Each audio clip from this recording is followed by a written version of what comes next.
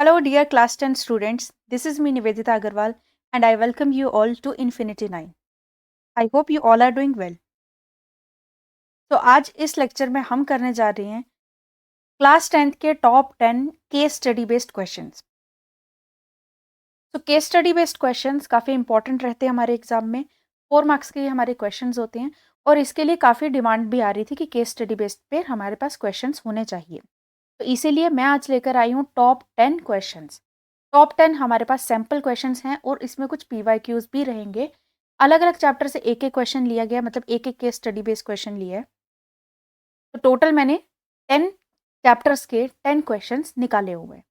हम हर एक case study based question को सॉल्व करेंगे, देखेंगे कि इसको किस तरह से सॉल्व किया जाता है, क्या अप्रोच रहती है और किस चैप्टर से किस तरह के क्वेश्चन पूछे जा सकते हैं। तो वीडियो को लास्ट तक देखना, क्योंकि सभी चैप्टर से एक एक केस स्टडी बेस्ड क्वेश्चन है, तो कोई भी आप मिस नहीं कर सकते।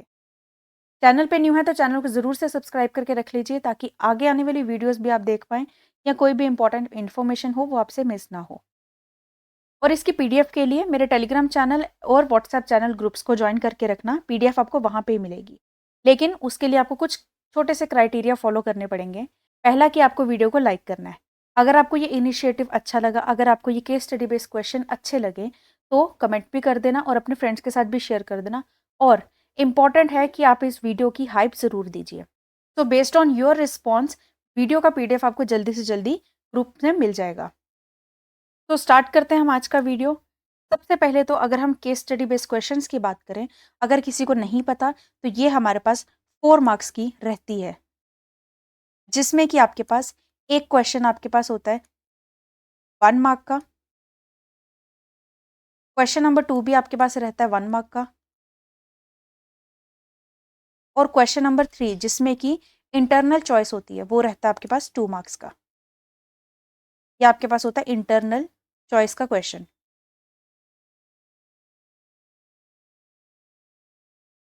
तो ये 4 मार्क्स की आपकी केस स्टडी बेस्ड क्वेश्चन आते हैं।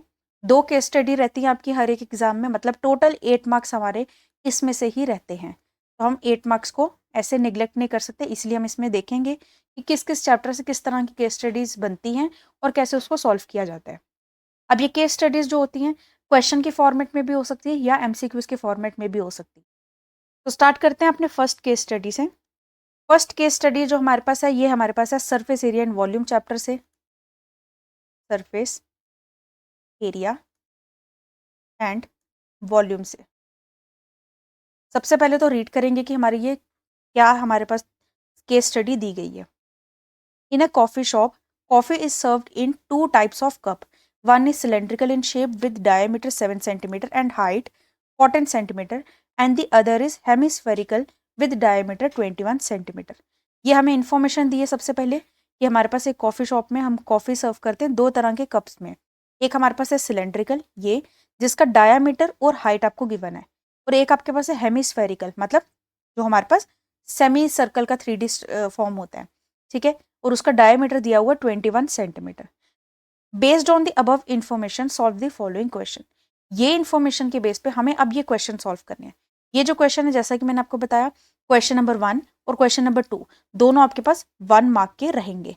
और क्वेश्चन नंबर 3 जिसमें कि मैंने बोला था इंटरनल चॉइस रहती है, तो ये होती है इंटरनल चॉइस, या तो ये क्वेश्चन सॉल्व करो या ये क्वेश्चन सॉल्व करो क्वेश्चन नंबर 3 में से। और ये हमारे पास क्वेश्चन 2 मार्क्स के रहते हैं। तो 1 मार्क्स के आपने ये सॉल्व किए, 1 + 1 + 2, टोटल 4 मार्क्स की आपकी एक केस स्टडी रहती है। सो क्वेश्चन नंबर 1 में बोला है find the area of the base of the cylindrical cup. जो आपका सिलेंड्रिकल कप है उसके बेस का एरिया फाइंड करना है आपको। देन क्वेश्चन नंबर 2 में बोला है what is the curved surface area of the cylindrical cup. जो सिलेंड्रिकल कप है उसका कर्व्ड सरफेस एरिया क्या होगा। What is the capacity of the hemispherical cup. Hemispherical cup की कैपेसिटी कितनी होगी। या फिर find the capacity of the cylindrical cup. Cylindrical cup की कैपेसिटी निकालनी है। तो क्वेश्चंस आपके इजी होते हैं। आपको सबसे पहले तो आइडेंटिफाई करना है कि ये किस चैप्टर की बात कर रहा है, किस चैप्टर से क्वेश्चन लिया गया। तो हमें पता चल गया कि हमारा ये सरफेस एरिया एंड वॉल्यूम से लिया गया है। उसके बाद जो आपके क्वेश्चन है उसको आराम से पढ़ना है कि क्या पूछा जा रहा है। क्वेश्चन काफ़ी ईजी रहते हैं, सिर्फ आपको यहाँ पे फॉर्मूला पुट करना है, फॉर्मूले में जो वैल्यूज़ गिवन है वो डालनी है आपने, और आपका आंसर आ जाएगा। एक एक क्वेश्चन करके सारे सॉल्व करते हैं, चारों के चारों। इसमें इंटरनल चॉइस के दोनों क्वेश्चन मैं आपको सॉल्व करके दिखा दूंगी। नाउ अगर हम बात करें फर्स्ट क्वेश्चन की, तो हमारे पास फर्स्ट में पूछा गया है area of the base of the cylindrical cup. जो भी सिलेंड्रिकल कप है उसका जो बेस है उसका एरिया, इसका जो बेस होगा वो सर्कल की फॉर्म में ही होगा। ठीक है, ये जो बेस है नीचे वाला ये पूरा सर्कल की फॉर्म में होगा। इसका मतलब हमें सर्कल का एरिया निकालने को बोला है। सिंपल, सर्कल का एरिया जो कि होता है हमारा पाई आर स्क्वायर, तो पाई आर स्क्वायर हमने निकालना है। डायामीटर हमें गिवन है तो रेडियस भी हमें मिल जाएगा। और जब आपको पाई की वैल्यू स्पेसिफिक नहीं गिवन है कि क्या वैल्यू यूज करनी है, तो उस केस में अपने पाई की वैल्यू 22/7 ही पुट करनी है। ठीक है, तो अब इसमें हम फर्स्ट क्वेश्चन में कर लेते हैं। हमें बोला है area of base of cylindrical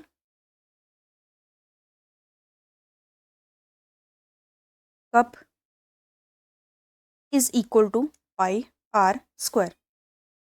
पाई की वैल्यू हो जाएगी 22/7।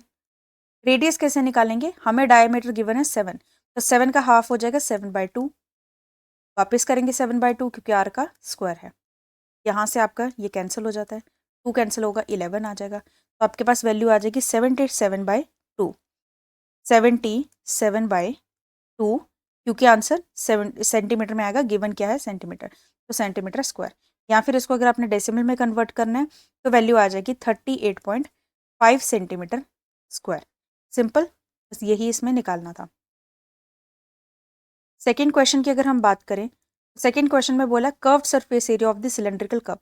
जो सिलेंड्रिकल कप है उसका कर्व्ड सरफेस एरिया निकालना है। मतलब कि ये वाला जो कर्व्ड एरिया, ये जो कर्व्ड है पूरा सरफेस, इसका निकालना है आपको। ठीक है, सिलेंड्रिकल कप का। तो कर्व्ड सरफेस एरिया के लिए फॉर्मूला यूज कर लेते हैं। Curved surface area of cylindrical cup, जिसका फॉर्मूला हमारे पास होता है 2πr/h। अब यहाँ पे सारी वैल्यूज हमें गिवन है। 2 इंटू पाई की जगह लिखेंगे 22/7, इंटू रेडियस लेंगे 7/2, और हाइट जो कि गिवन है 14 ले लेते हैं। 7 से 7 कैंसिल हो गया, 2 से ये 2 कैंसिल हो जाता है। हमारे पास आ जाता है 22 into 14, that is 308 centimetre square. क्योंकि एरिया की बात कर रहे हैं तो सेंटीमीटर स्क्वायर आएगा। यही इसका आंसर हो जाता है। मतलब कि आपको बस सिर्फ फॉर्मूलेस पता होने चाहिए और आपका क्वेश्चन सॉल्व हो जाएगा। थर्ड क्वेश्चन की अगर बात करें तो फर्स्ट इसमें गिवन है what is the capacity of the hemispherical cup.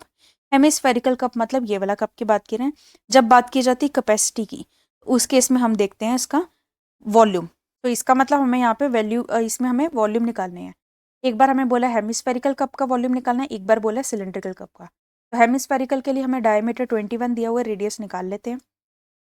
So question number 3 का फर्स्ट पार्ट जो है, volume of hemispherical cup, formula हो जाता है 2/3πr³। सो 2/3 पाई की वैल्यू 22/7 इंटू रेडियस क्या हो जाएगा, डायमीटर का हाफ, मतलब 21/2। Two 21/2 into 21/2। ये 2 से 2 कैंसिल हो जाता है, यहाँ पे 11 और यहाँ से 2 कैंसिल, 7 3 ज़ा 21, 3 कैंसिल हो जाएगा। तो यहाँ पे हमारे पास वैल्यू बन जाएगी 2425.5 सेंटीमीटर क्यूब। यूनिट्स का ध्यान रखना कि कहाँ पे स्क्वायर लगना है, कहाँ पे क्यूब लगना है। तो ये हमारे पास आ जाता है वॉल्यूम ऑफ हेमिस्फेरिकल कप। इसी तरह से सिलेंड्रिकल कप का वॉल्यूम निकाल लेते हैं। तो सेकंड पार्ट में हमें बोला था वॉल्यूम ऑफ सिलेंड्रिकल कप, जिसका फॉर्मूला हो जाएगा πr²h। तो 22/7 into radius 7/2 into 7/2 into height इसकी गिवन है 14। तो 7 से 7 कैंसिल, ये 2, यहाँ से 11, यहाँ से 7। तो वैल्यू हमारे पास आ जाएगी 539 सेंटीमीटर क्यूब। ये हो गया वॉल्यूम ऑफ सिलेंड्रिकल कप। तो बस यही करना था इस केस स्टडी में। फर्स्ट केस स्टडी हमारे पास यही है, जो कि सरफेस एरिया एंड वॉल्यूम से हमने ली थी, जिसमें कि आपको सिंपल फॉर्मूलेस को यूज़ करके वैल्यूज़ को निकालना था। Now case study number 2। So ये हमारे पास है सम एप्लीकेशन ऑफ ट्रिग्नोमेट्री के चैप्टर से।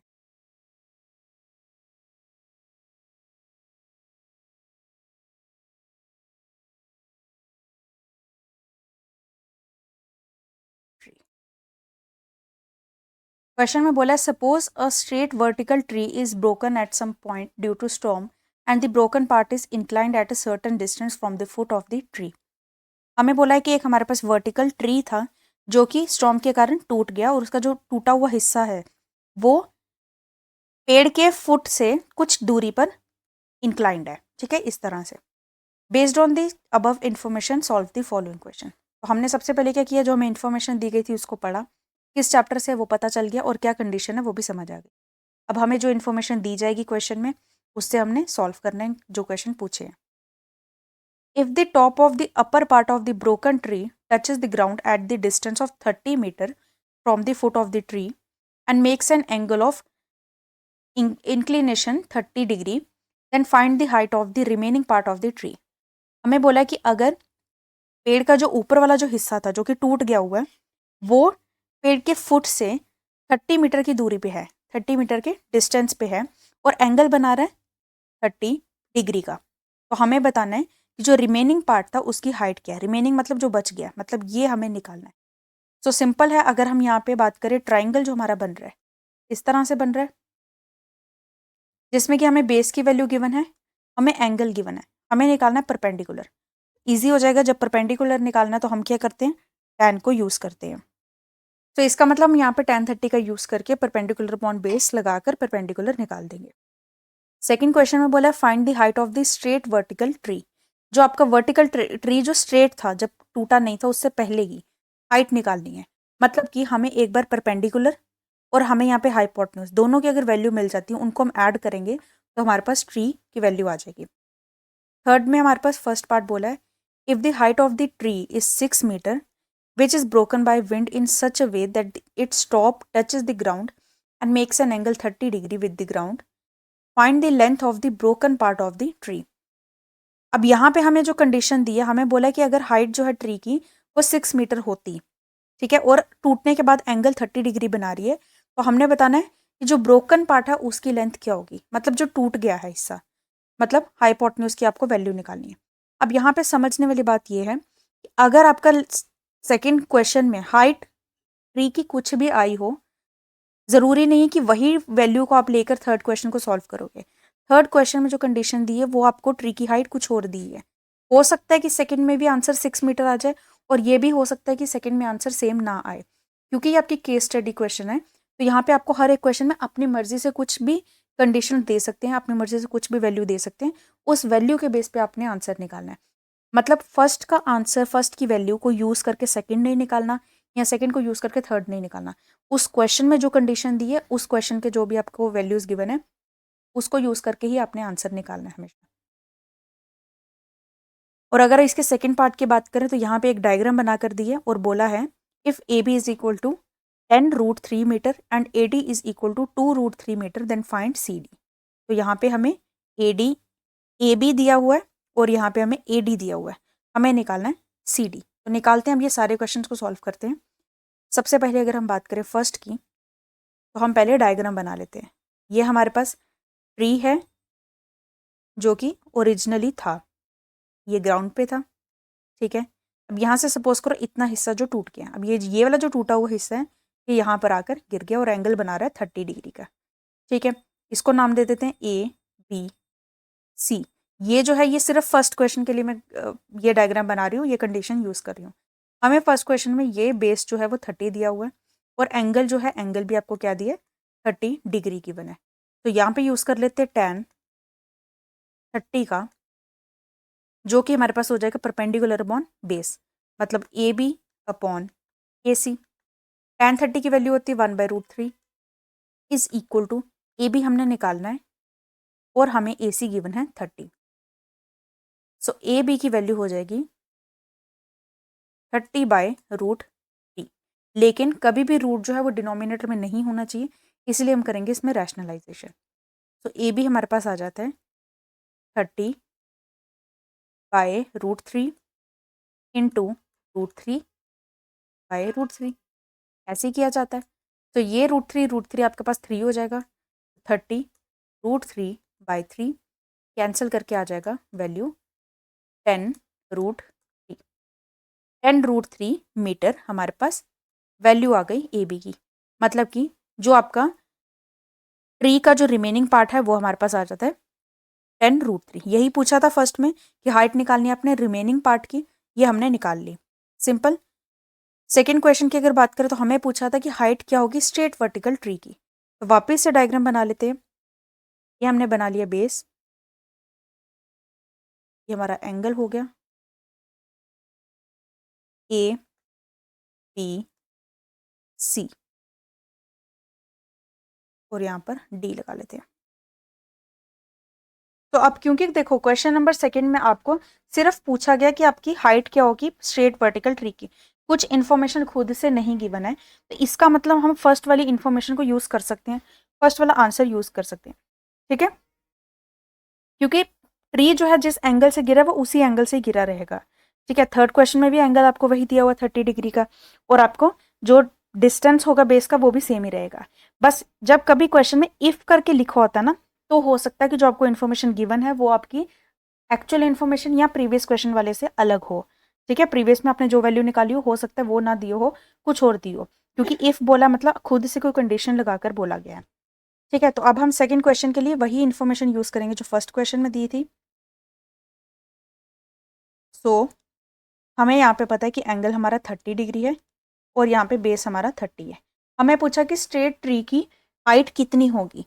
तो ट्री हमारा ओरिजिनली ए सी था, जिसमें कि ये जो बी सी वाला हिस्सा है वो नीचे गिर चुका है, ठीक है। तो इसका मतलब अगर मुझे ये बी सी की वैल्यू निकालनी है तो उसकी जगह पे मैं हाइपोटेन्यूज भी निकाल सकती हूँ, हाइपोटेन्यूज उसी ट्री का पार्ट है, तो यही करेंगे हम। एक बार हम cos 30 यूज करेंगे, क्योंकि cos 30 हमारे पास होता है बेस अपॉन हाइपोटेन्यूज, और एक बार हम यूज करेंगे tan 30 जो कि हो जाएगा परपेंडिकुलर अपॉन बेस। तो हम लेते हैं cos 30 is equal to base हमारा है ए डी बाय हाइपोटेन्यूज है बी डी। तो cos 30 की हमारे पास वैल्यू होती है √3/2 is equal to A D given है 30 और हमें बी डी की वैल्यू निकालनी है। तो बी डी हमारे पास आ जाएगा 30 इंटू 2/√3। अब √3 को ऐसे रैशनलाइज ना करने के अलावा कैंसिल कैसे किया जाता है वो भी मैं आपको बता देती हूँ। इसको हम ऐसे भी लिख सकते हैं कि बी डी जो हमारा है 30 क्या होता है 3 × 10 होता है, और 3 को मैं √3 इंटू √3 लिख सकती हूँ, इंटू 10 लिख सकती हूँ, तब भी 30 बनेगा। इंटू 2 जो है वो ऑलरेडी है ही, और बेस में √3 है, ये √3 कैंसिल हो गया, तो क्या रह जाएगा हमारे पास √3 सिर्फ रह जाएगा, और 2 × 10 दैट इज 20 √3 हमारा आंसर हो जाएगा, ठीक है। तो रैशनलाइज नहीं भी करना तो इस तरह से भी आप कर सकते हो। तो बी डी हमारे पास आ जाता है 20√3। ये हो गया हमारे पास कौन सा एरिया हाइपोटेन्यूज वाला, ठीक है। ऑल्सो हमारा जो ए बी वाला पार्ट है वो कितना आया था फर्स्ट क्वेश्चन में, ए बी हमारे पास आया था 10√3। तो ए बी अभी भी 10√3 होगा, अगर आप tan 30 को यूज करते हो परपेंडिकुलर अपॉन बेस करके तो भी वही आएगा। तो हम लिख लेते हैं ऑल्सो ए बी हमारे पास है 10√3। देयरफॉर पूरा हमारे पास जो ए सी होगा वो हो जाएगा A B plus B D.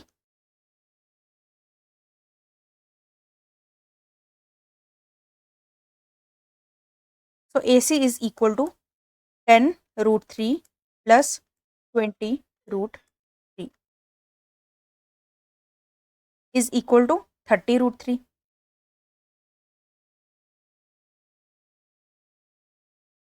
तो ये हमारे पास होगी वैल्यू, और ये किस में है मीटर में है, ठीक है। ये हो जाती है हाइट हमारे पास स्ट्रेट वर्टिकल ट्री की। सो नाउ थर्ड क्वेश्चन में हमें बोला कि अगर ट्री की हाइट 6 मीटर होती, अब देखो हमारे पास वैल्यू जो आई वो 30√3 आई, लेकिन यहाँ पे उन्होंने बोला कि अगर हाइट जो होती वो 6 मीटर होती, क्योंकि इफ करके लिखा है तो इसका मतलब अब ये नहीं देखोगे कि यहाँ पे तो इन्होंने 6 मीटर बोला, हमारा तो आंसर कुछ और आया, नहीं तो यही होता है कि इफ का मतलब इस कंडीशन, इस क्वेश्चन के लिए जो कंडीशन दी हुई है उसको यूज करके हमने इस क्वेश्चन को सॉल्व करना है।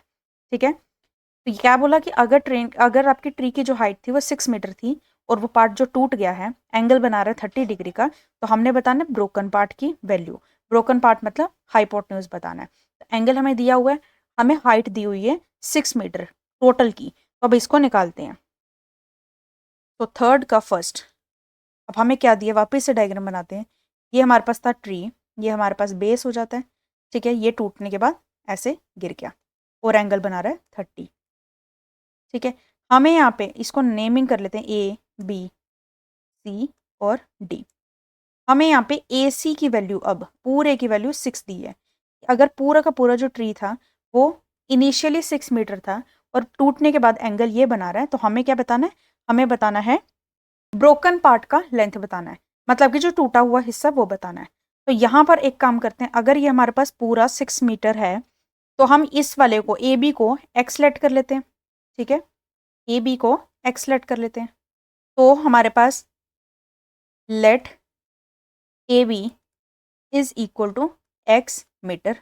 ठीक है, ए बी हमने एक्स ले लिया, देयर फोर हमारे पास बी सी की वैल्यू क्या आ जाएगी, बी सी जो कि एक्चुअली क्या है, बी सी जो है ये यही है ना बी डी, तो बी सी हमारा बी डी ही है, और उसकी वैल्यू क्या हो जाएगी, पूरे 6 में से अगर एक्स को माइनस कर दोगे, 6 माइनस एक्स, ये मेरे पास क्या हो जाता है, मेरे पास बी सी की वैल्यू आ जाती है जो कि क्या है, बी डी है। तो अब मुझे इसका मतलब परपेंडिकुलर पता चल गया, चाहे एक्स की टर्म में पता है पर हमने निकाल लिया एक्स की टर्म में। ठीक है, और हमने हाइपोटेन्यूज भी देख लिया एक्स की टर्म में ही चाहे, और हमें एंगल भी पता है, तो हम यहाँ पे यूज कर लेते हैं साइन 30 को, जो कि हो जाएगा परपेंडिकुलर अपॉन हाइपोटेन्यूज, मतलब कि एक्स अपॉन हाइपोटेन्यूज मेरे पास क्या है, 6 माइनस एक्स है। अब देखो मैंने यहाँ पे बेस को क्यों नहीं यूज किया, क्योंकि इस क्वेश्चन में ऑलरेडी हमें कंडीशन देकर बोला हुआ था, और इस क्वेश्चन में हमें कुछ भी बेस नहीं दिया हुआ है, तो हम पुराना वाला बेस नहीं यूज कर सकते। ठीक है, तो इसलिए हमने ये किया। अब अगर मैं बात करूँ साइन 30 की, जो कि हो जाता है 1/2, 1/2 is equal to x by x 6 minus x, cross multiplication करेंगे तो 6 minus x is equal to 2x। यहाँ पर मेरे पास आ जाता है, ये माइनस एक्स को मैं राइट साइड पे ले जाऊंगी तो प्लस एक्स हो जाएगा, तो 6 is equal to 3x, 6 is equal to 3x, और यहाँ से मेरे पास x की वैल्यू आ जाती है 2 मीटर। ठीक है, तो हमारे पास जो ब्रोकन पार्ट है वो कितना हो जाएगा, अब अगर हमें ए बी बोला है 2 मीटर हमारे पास आ गया, हमें पूछा था ब्रोकन पार्ट, इसका मतलब है हम हाइपोटेन्यूज की वैल्यू निकाली है, मतलब 6 माइनस एक्स निकालना है हमने, जो कि हो जाएगा 6 माइनस 2 दैट इज 4, वही हमारे पास आंसर हो जाएगा। तो हम लिख देते हैं कि हमारा जो बी डी आया है वो आया है 6 माइनस 2 दैट इज 4 मीटर। ठीक है, तो बी डी की वैल्यू आ गई 4 मीटर। हो गया ये। सेकेंड पार्ट की अगर हम बात करें तो सेकेंड पार्ट में हमें डायग्राम दी हुई है, तो ये हमारे पास डायग्राम है और हमें निकालना है सी डी, तो डायग्राम पहले बना लेते हैं। तो डायग्राम हमारे पास है इस तरह से, जिसमें कि एंगल दिया हुआ है 60 डिग्री। ओके, और हमें ये बी दिया है, सी, डी और ए, 2√3 मीटर, और ये पूरा दिया है 10√3 मीटर। ओके, सो हमें वैल्यू निकालनी है सी डी की। ठीक है, तो हमें यहाँ पे पूरा अगर दिया हुआ है A B is equal to 10√3, क्योंकि मुझे एंगल पता है, मुझे हाइपोटेन्यूज की वैल्यू निकालनी है। अगर मुझे परपेंडिकुलर की वैल्यू मिल जाएगी तो ईजिली हम निकाल लेंगे साइन को यूज़ करके। तो परपेंडिकुलर की वैल्यू मतलब कि मुझे निकालना है बी डी की वैल्यू, जो कि ईजिली हो जाएगी A B minus A D, so 10√3 minus 2√3, जो कि हो जाएगा 8√3। 8√3 मेरे पास परपेंडिकुलर आ गया।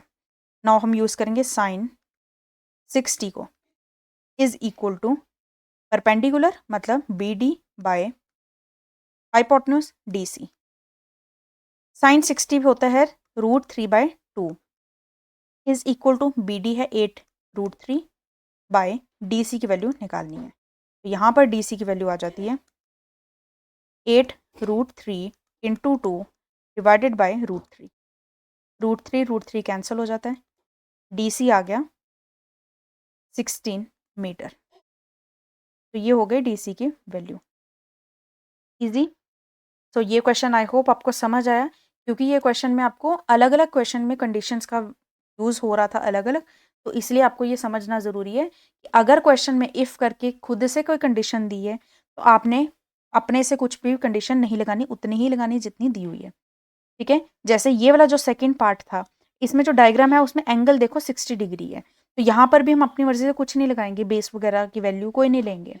ठीक है, जबकि अगर सेकंड क्वेश्चन की बात करें तो यहाँ पे हमें कुछ भी कंडीशन खुद से नहीं दी थी, इसका मतलब फर्स्ट की यूज़ करके आपने कंडीशन लगानी थी सेकेंड में। ठीक है, आई होप आपको समझ आया। अब देखते हैं हमारे पास केस स्टडी नंबर 3। तो थर्ड हमारे पास जो है वो हमारे पास है लीनियर इक्वेशन इन 2 वेरिएबल्स के चैप्टर से, चैप्टर नंबर 3 से, लीनियर इक्वेशंस इन 2 वेरिएबल। ठीक है, क्वेश्चन में हमें बोला है Akhila went to a fair in her village, she wanted to enjoy rides on the giant wheel and play hoopla. The number of times she played hopla is half the number of times she rides the giant wheel. If each ride cost rupees 3 and the game of hopla cost 4 and she spent 20 in the fair, based on the above information solve the questions. अभी इस question में हमें क्या बोला है, हमें बोला है कि एक फेयर लगा था, वहाँ पर अकेला गई और इसने राइड्स भी ली और होपला गेम भी खेली है। ठीक है, हमें बोला है कि उसने होपला जितनी बार भी खेली है वो क्या है, जाइंट व्हील का हाफ है, जाइंट व्हील जितनी बार राइड किया उसका हाफ है। मतलब अगर 4 टाइम्स उसने व्हील राइड किया है तो उसका हाफ मतलब 2 टाइम्स उसने प्ले किया। ठीक है, और क्वेश्चन में गिवन है हमारे पास कि जो हमारी ईच राइड जो है वो 3 रुपीज़ की है और होपला गेम 4 रुपीज़ की है, और टोटल उसने 20 रुपीज़ यूज़ किए हैं, स्पेंड किए हैं। ठीक है, ये हमें इन्फॉर्मेशन गिवन है, इसके बेस पे हमने सबसे पहला काम क्या करना है, क्वेश्चन नंबर 1 में बोला है क्वेश्चन नंबर 1 हमारे पास यहाँ पे है right the representation of the given statement algebraically. मतलब हमें यहाँ पे जो कंडीशंस दी है हमने उसको क्वेश्चंस के फॉर्म में बनाना है। Second question, find the intersection point of 2 lines. जो हमारे पास इक्वेशंस बनेगी उनका इंटरसेक्शन पॉइंट बताना है हमने। अब यहाँ पे आपको ग्राफिकली नहीं बोला कि आपको ग्राफ को यूज़ करके बनाना है, इसका मतलब आपको क्या करना है, इन दोनों की सॉल्यूशन निकालनी है, क्योंकि जब हम दो इक्वेशंस के एक्स और वाई की वैल्यू निकालते हैं वो जो सॉल्यूशन निकलता है वो एक्चुअली क्या होता है, उन्हीं दोनों लाइन्स का इंटरसेक्शन पॉइंट होता है। मतलब अगर हम इक्वेशन को ग्राफ में रिप्रेजेंट करें, ग्राफ पे प्लॉट करें, जो जो दो लाइन्स बनती हैं उनका जो इंटरसेक्शन पॉइंट होता है वो एक्चुअली में क्या होता है, सॉल्यूशन होता है। तो क्योंकि यहाँ पे ग्राफिकली नहीं बोला तो हम यहाँ पे ग्राफ को यूज़ करके नहीं बनाएंगे, हम सिंपल एक्स और वाई की वैल्यू निकाल देंगे। थर्ड क्वेश्चन है find the intersection points of the line x-2y is equal to 0 on the x and y axis. मतलब कि ये जो लाइन है ये x और y एक्सिस पर क्या किस पॉइंट पे इंटरसेक्ट करती है वो हमें बताना है। तो सपोज करो ये मेरे पास y एक्सिस है, ये मेरे पास x एक्सिस है, मैं एक लाइन बना रही हूँ इस तरह से। ठीक है, ये लाइन y पे कहाँ पे कट की है और x पॉइंट पे कहाँ पे कट की है वो हमें पॉइंट्स बताने हैं, यहाँ पे सिर्फ x और y एक्सिस के पॉइंट्स बताने हैं, इंटरसेक्शन पॉइंट बताने हैं। तो ये चीज़ भी आपकी ग्राफ के बिना भी सॉल्व हो जाती है। इक्वेशन, एक इक्वेशन लेनी है, उस इक्वेशन के x और y वैल्यू निकालनी है। मतलब कि एक बार निकालना जब x आपका 0 होगा तो y की कंडीशन क्या होगी, एक बार निकालना जब y 0 होगा तो x की वैल्यू क्या होगी। सेम उसी तरह से और में दिया हुआ है second question, intersection points of the line this on the x and y axis. तो सिंपल क्वेश्चंस हैं ये सारे। सबसे पहले अगर हमें इसको एल्जेब्रिकली बनाना है, मतलब इक्वेशन की फॉर्म में बनाना है, तो हमारे पास लीनियर इक्वेशन इन 2 वेरिएबल है, तो हमें याद आता है एक्स और वाई हमने लेट करना होता है। तो सबसे पहले हम लेट कर लेते हैं, let x and y be the number of rides on giant wheel and number of hoopla respectively.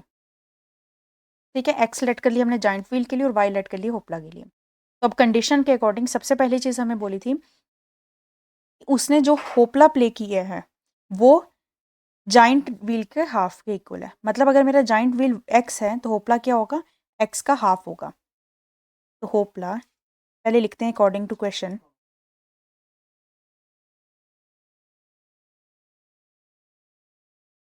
हमारे पास होपला है वाई के इक्वल, और ये जो वाई है ये किसके इक्वल है, और जाइंट व्हील का हाफ के इक्वल है।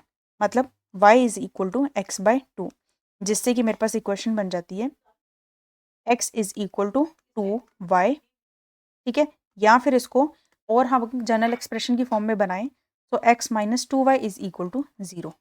ये हो जाएगी इक्वेशन नंबर 1। और सेकेंड कंडीशन बोली थी, एक राइड अगर 3 रुपीज़ की है और आपका जो होपला गेम है वो 4 रुपीज़ का है और टोटल उसने अगर 20 रुपीज़ स्पेंड किए तो इसका मतलब ऑल्सो 3 रुपीज़ की राइड है। राइड मैंने लेट की है एक्स, तो एक्स कितनी जितनी बार भी उसने राइड ली होगी इंटू 3 करेंगे तो टोटल आ जाएगा। प्लस उसी तरह से 4 रुपीज़ की आपके पास गेम है into y is equal to 20, total 20 हो गए। ये हो गई इक्वेशन नंबर 2। यही हमें इसमें करना था सबसे पहले फर्स्ट क्वेश्चन में, कि आपको एक्स और वाई की फॉर्म में एल्जेब्रिकली बनाना है इसको, तो आपने बना लिया। अब सेकेंड क्वेश्चन की अगर बात करें तो सेकेंड क्वेश्चन में आपको बोला था intersection point of the two lines, यही दो लाइन्स की इंटरसेक्शन पॉइंट बताने हैं। मतलब मुझे एक्स और वाई की वैल्यूज निकालनी है पेयर ऑफ लीनियर इक्वेशन के लिए। तो क्या करेंगे, हम इसमें सब्स्टिट्यूशन मेथड या एलिमिनेशन में से कोई भी एक मेथड लगा लेते हैं। तो ईजी हो जाएगा अगर हम सब्स्टिट्यूशन लगा लेंगे। एक्स को टू वाई लेट कर पुट करेंगे सेकेंड इक्वेशन में, तो हम करते हैं put x is equal to two y in second. तो मेरे पास आ जाएगा 3 into two y plus 4y is equal to 20। तो 6y plus 4y is equal to 20। तो हमारे पास y की वैल्यू आ जाती है 20/10 दैट इज 2। अगर y 2 है x हो जाएगा 2 into two that is 4। Therefore intersection points हमारे पास है 4,2। थर्ड क्वेश्चन का फर्स्ट पार्ट जिसमें हमें बोला है कि x minus 2y is equal to 0 का आपने इंटरसेक्शन पॉइंट देखना है x और y एक्सिस। मतलब हमारे पास क्या बोला है, x minus 2y is equal to 0। इसका x और y पे इंटरसेक्शन पॉइंट क्या होगा वो हमें बताना है। इसका मतलब जब हम बात करेंगे intersection point on x axis, जब हम बात करेंगे एक्स एक्सिस पे, देखो ये ग्राफ होता है आपका, अगर ये लाइन है सपोज करो, अगर मैं बोल रही हूँ कि एक्स एक्सिस पे कहाँ पे वो टच कर रही है, इसका मतलब इस केस में y जो होगा वो 0 होगा। तो इसमें हम यही करेंगे, y को 0 पुट कर देंगे, put y is equal to 0। Therefore x is equal to क्या आ जाएगा, अगर y 0 तो ये पूरी वैल्यू 0, x भी आ जाएगा 0। तो पॉइंट हमारे पास आ जाता है x इज इक्वल टू 0। और अगर पॉइंट आपका 0 है इसका मतलब ये जो लाइन है ये ओरिजिन से पास हो रही है। मतलब ये लाइन जो है एक्चुअली कैसे होगी, ये ग्राफ होगा और इस तरह से होगी, क्योंकि एक्स वाई पुट करने पे एक्स 0 आ रहा है तो एक्स पुट करने पे वाई भी 0 आएगा क्योंकि ओरिजिन से पास हो रही है। ठीक है, तो इसका मतलब हम यहाँ पे अगर हम जैसे एक्स एक्सिस का निकाला है वैसे अगर वाई का भी निकालेंगे तो एक्स आपका 0 आएगा। तो इसका मतलब यहाँ पे इंटरसेक्शन जो पॉइंट है वो 0,0 रहेगा, एक ही वैल्यू आएगी। ठीक है, सेकेंड केस अगर मैं दिखाऊं तो आपको ज़्यादा समझ आएगा कि मैं इसमें क्या कहना चाहती हूँ। सेकेंड में आपको यहाँ पे इक्वेशन दी गई थी 3x plus 4y is equal to 20। तो यहाँ पे अगर हम देखें इंटरसेक्शन पॉइंट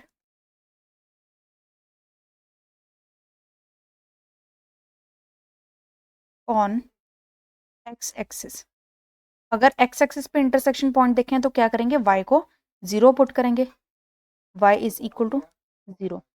y को 0 पुट करेंगे तो हमारे पास वैल्यू आ जाएगी 3x इज इक्वल टू 20।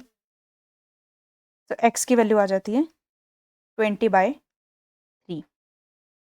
इसका मतलब पॉइंट क्या आ जाएगा, हमारे पास पॉइंट आ जाएगा जब हम बात कर रहे हैं y को 0 लेट करने की, तो x मेरे पास है 20/3 और y मेरे पास है 0। ये हो जाता है पॉइंट किस पे, x एक्सिस पर। उसी तरह से जब हमें निकालना है इंटरसेक्शन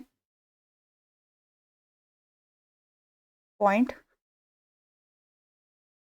ऑन y एक्सिस, तो हम x एक्सिस को 0 पुट करेंगे, x को 0 पुट करेंगे।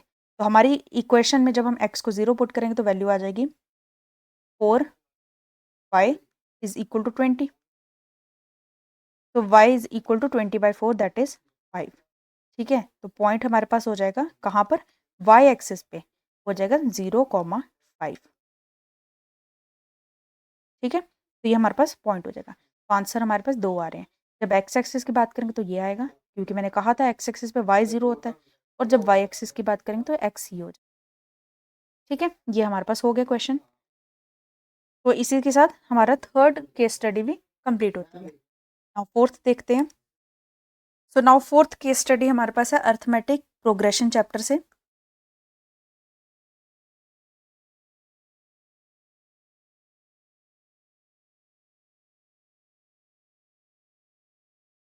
तो क्वेश्चन में हमें बोला है India's competitive manufacturing location due to low cost of manpower and strong technical and engineering capability contributing to higher quality production runs. The production of TV sets in a factory increases uniformly by a fixed number every year. It, it produces 16,000 sets in 6th year and 22,600 sets in 9th year. Based on the above information, solve the following questions. अब यहाँ पर आपको सबसे पहले जो given है वो क्या है वो आपको समझना है। सिर्फ आपको क्या बोला हुआ है, टीवी सेट्स की प्रोडक्शन की बात की जा रही है, और ये बोला है कि हमारे पास यहाँ पे हर साल ये यूनिफॉर्मली इंक्रीज हो रहे हैं। जितने भी आपके टीवी सेट्स हैं वो हर साल एक फिक्स नंबर पर ही ऐड हो रहे हैं, उतने ही ज़्यादा बढ़ते जा रहे हैं। मतलब कि यहाँ पर हमारे पास फिक्स नंबर ऐड होने की बात की जा रही है। ठीक है, और जब हम बात करते हैं फिक्स नंबर ऐड की, उसी से हमें पता चलता है कि जो हमारे पास बनने वाली सीरीज है वो एक तरह से अर्थमेटिक प्रोग्रेशन की होगी, एपी होगी, क्योंकि डी आपका यहाँ पे फिक्स है। ठीक, अब यहाँ पे बोला हुआ है 6th ईयर में इतनी प्रोडक्शन हुई है और 9th ईयर में इतनी हुई है। इसका मतलब A6 गिवन है और आपको A9 गिवन है। A6 और A9 की हेल्प से आप क्या करोगे, पहले वैल्यूज निकालोगे, ए की, डी की, जो जो भी आपको वैल्यूज चाहिए। ठीक है, ये हो जाता है आपके पास A6 और A9 की वैल्यू। मतलब इसमें आपको n की वैल्यू पता चल गई और आपको nth नंबर पता चल गया, nth वैल्यू पता चल गई, an वैल्यू पता चल गई। दोनों इक्वेशन से आप a और d को निकाल सकते हो। फिर आपको क्या बोला, क्वेश्चंस पूछे हैं, in which year the production is 29,200। किस ईयर में ये होगी, तो हम क्या करेंगे, इसको an बोलेंगे और फिर हम देखेंगे वो n की वैल्यू क्या रहेगी। सेकेंड में बोला find the difference of the production during 7th year and 4th year. 7th और 4th ईयर में प्रोडक्शन का में डिफरेंस कितना है वो निकालना है। मतलब A7 निकालना है, A4 निकालना है और दोनों की वैल्यू को सब्ट्रैक्ट कर देना है। थर्ड में बोला है find the production during 8th year, तो A8 की वैल्यू निकालनी है सिंपल। और इसी के सेकेंड पार्ट में बोला है find the production during first 3 years, पहले 3 सालों की प्रोडक्शन निकालनी है। मतलब सम ऑफ 3 ईयर्स निकालना है, मतलब S3 निकालना है। तो सबसे पहले जो हमारे पास गिवन है उससे हम ए और डी की वैल्यू निकाल लेते हैं। जब भी आपको मैंने बोला है आपको कोई भी nth वैल्यू गिवन है, जैसे A9 दी है, A6 दी है या कुछ भी दी है, उसको आपने आपके फॉर्मूले के फॉर्म में बना लेना है। मतलब A+n-1 इंटू डी के फॉर्म में बना लेना है। तो सबसे पहले हम करेंगे A6 जो कि गिवन है 16,000, इसको मैं ऐसे लिख सकती हूँ, A6 को मैं A+5D लिख सकती हूँ, जो कि हो जाएगा 16,000। ये हो जाती है फर्स्ट इक्वेशन। उसी तरह से A9 जो गिवन है वो है हमारे पास 22,600। A9 को मैं A+8D बोल सकती हूँ, इज इक्वल टू 22,600 हो जाएगा। ये हो जाती है सेकंड इक्वेशन। अब दोनों इक्वेशन से, क्योंकि दोनों में A हमारे पास कॉमन है, सेम साइन है, तो क्या करेंगे, दोनों इक्वेशन को सब्ट्रैक्ट कर देंगे, एलिमिनेशन मेथड यूज करेंगे। Subtracting first and second. Subtract करेंगे a plus 5d minus a plus 8d bracket में इज इक्वल टू 16,000 माइनस 22600। तो a plus 5d minus a minus 8d is equal to 16,000 minus 22600, जो कि हमारे पास subtract करके आ जाएगा 6600। ए और ए कैंसिल हो जाता है और ये नेगेटिव में आएगा आंसर, और यहाँ पर हमारे पास सब्ट्रैक्ट करके आएगा -3d is equal to -6600। Minus minus cancel हो जाता है, डी की वैल्यू आ जाएगी 6600 डिवाइडेड बाई 3 दैट इज 2200। ये आपके पास आ गया डिफरेंस। अगर आपको डी पता चल गया तो ए आप निकाल सकते हो फर्स्ट या सेकंड कहीं भी पुट करके। तो हम करेंगे put d is equal to 2200 in first a plus 5 into 2200 is equal to 16,000। तो ए की वैल्यू आपके पास आ जाती है 16,000 माइनस 11,000 दैट इज 5,000। ए की वैल्यू आ गई 5,000। अब ए और डी पता चल गया, अब हम कोई भी वैल्यू निकाल सकते हैं। अब हमें क्या बोला था फर्स्ट में कि किस साल में आपके पास प्रोडक्शन जो है वो 29200 है। इसका मतलब मुझे यहाँ पे ए एन की वैल्यू गिवन है 29200। मुझे निकालना है कि वो एन की वैल्यू क्या होगी। तो ए एन मेरे पास हो जाता है a plus n minus 1 into d. A n मतलब 29200 इज इक्वल टू ए मेरे पास आया था 5,000 plus n minus 1 into d, difference मेरे पास आया था 2200। सो ये 5,000 लेफ्ट साइड पे चला जाएगा, तो वैल्यू आ जाएगी माइनस करने पे 24,200 is equal to n minus 1 into 2200। तो यहाँ पे एन माइनस 1 की वैल्यू आ जाती है 24200 डिवाइडेड बाई 2200। ये कैंसिल हो जाएगा 11 और यहाँ पे 121, 11 11 ज़ा 121। सो एन की वैल्यू आ जाती है 11 प्लस 1, ये -1 राइट साइड पे चल जाएगा, तो 11 प्लस 1 दैट इज 12। एन की वैल्यू हो जाती है 12, मतलब कि 12th ईयर में हमारे पास जो प्रोडक्शन है वो 29200 होगी। ये इस आपका आंसर आ जाता है। ठीक है, सेकंड क्वेश्चन की अगर बात करें तो हमें बोला था डिफरेंस निकालना है A7 और A4 का। A7 और A4 निकाल लेते हैं। A7 सबसे पहले हम निकालेंगे, हो जाएगा A plus 60।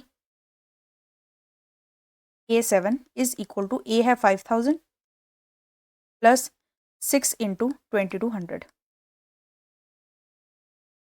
A7 is equal to 5,000 plus 13200 that is 18200। ये हो जाती A7 की वैल्यू। उसी तरह से A4 निकालेंगे, A प्लस 3D। A4 आ जाएगा, ये आपके पास है 5,000 plus 3 into 2200। A4 is equal to 5,000 plus 6600, 11600। इन दोनों का आपने करना है डिफरेंस।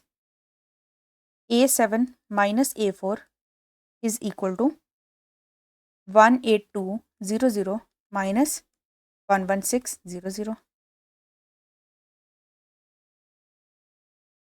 तो ये वैल्यू आपके पास आएगी 6600। ये आपके पास है डिफरेंस 7th और 4th ईयर का। थर्ड क्वेश्चन आपके पास है 8th की आपने प्रोडक्शन निकालनी है। ठीक है, मतलब A8 निकालना है। तो थर्ड क्वेश्चन का फर्स्ट, सो A8 के लिए आप क्या कर सकते हो, A7 में डिफरेंस को प्लस कर सकते हो, तो आपके पास सिंपल A8 आ जाएगा, या फिर आप A8 के लिए A प्लस 7D भी कर सकते हो।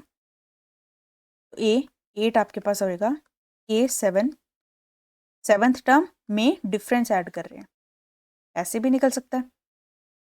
A8 आ जाएगा, A7 मुझे पता है 18200 है, इसी में मैं 2200 को ऐड कर सकती हूँ। A8 की वैल्यू आ जाएगी 400। और इसी के जो सेकंड पार्ट है इसमें हमें बोला था सम निकालना हमने प्रोडक्शन ड्यूरिंग फर्स्ट 3 ईयर्स, पहले 3 साल की प्रोडक्शन का सम निकालना मतलब S3 निकालना है। क्योंकि हमें ए और डी पता है तो हम यहाँ पे यूज़ करेंगे n/2 into 2a plus n-1 into D. S3 हो जाएगा 3/2 इंटू 2a। ए मेरे पास है 5000, 5000 इंटू 2 मतलब 10,000 प्लस 3-1 2 इंटू डी हमारे पास है 2200। S3 आ जाएगा 3/2 इंटू 10,000 प्लस 4400 3/2 इंटू 14400 कैंसिल होएगा 7200। तो 7200 इंटू 3 करेंगे 21600। ये है फर्स्ट 3 ईयर्स की सम। तो ये हमें निकालना था, इजी हो क्वेश्चन था। बस हाँ इसमें ये है कि जो आपको गिवन है उससे आपने ए और डी की वैल्यू खुद निकालनी है पहले। Now case study number 5। ये आपकी केस स्टडी आपकी कोऑर्डिनेट ज्योमेट्री चैप्टर से है। Coordinate geometry. इसमें बोला है Aliya and Shagun are friends living on the same street in Patel Nagar.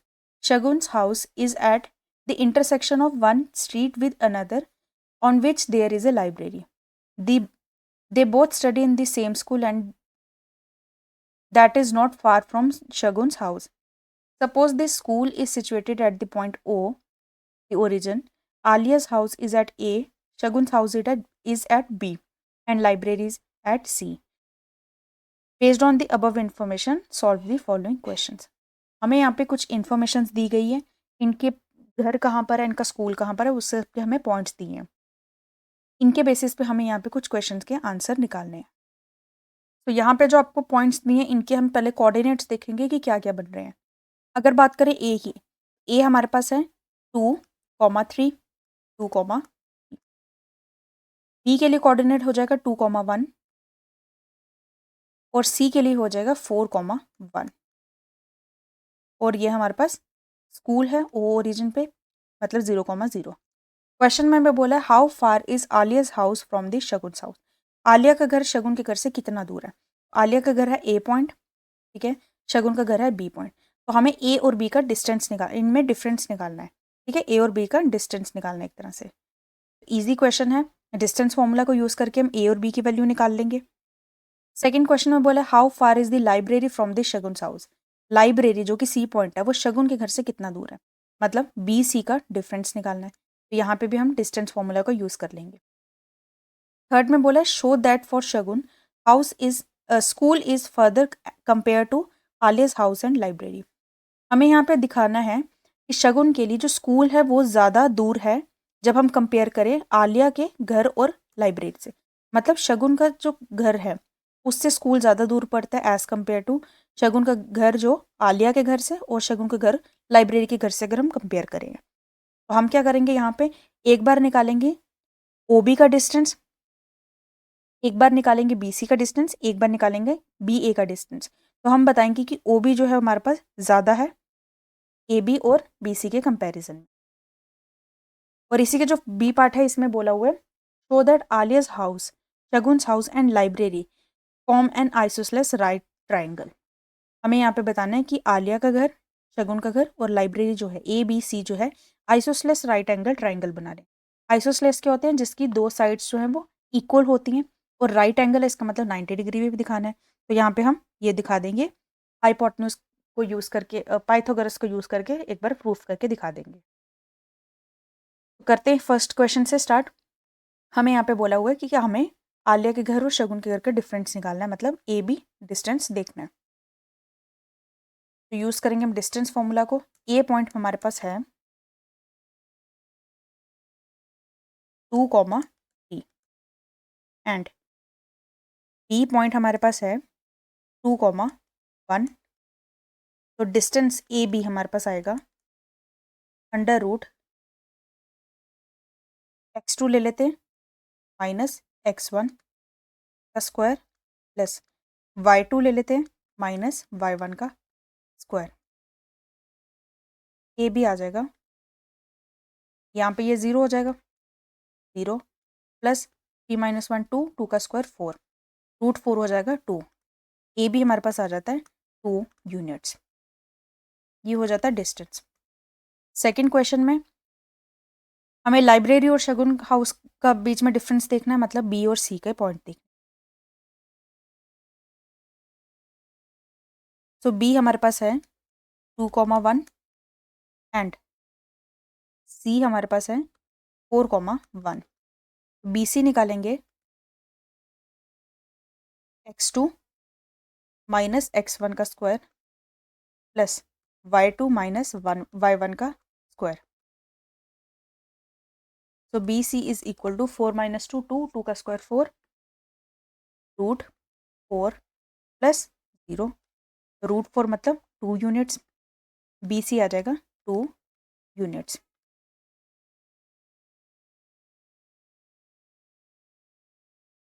Third question में हमें यहाँ पे ओ पॉइंट देखना है जिसके कोऑर्डिनेट है 0,0, ए पॉइंट की बात करनी है जिसके कोऑर्डिनेट्स है 2,3, बी की बात करनी है 2,1 एंड सी देखना है 4,1। अब हमें क्या करना है, हमें पहले एक बार दिखाना है ओ बी का डिस्टेंस क्या आएगा, मतलब स्कूल का शगुन के घर से। तो जब हमने ओरिजिन की बात करनी है, ओरिजिन से हमें कोई भी डिस्टेंस निकालना होता है, तो हमारे पास फॉर्मूला सिर्फ हो जाता है x² + y²। तो बी की बात करें तो x² क्या हो जाएगा 2 का square that is 4 plus y का स्क्वायर मतलब 1 का स्क्वायर दैट इज 1, जो कि आ जाएगा √5 यूनिट्स। ये हो गया ओ बी का डिस्टेंस।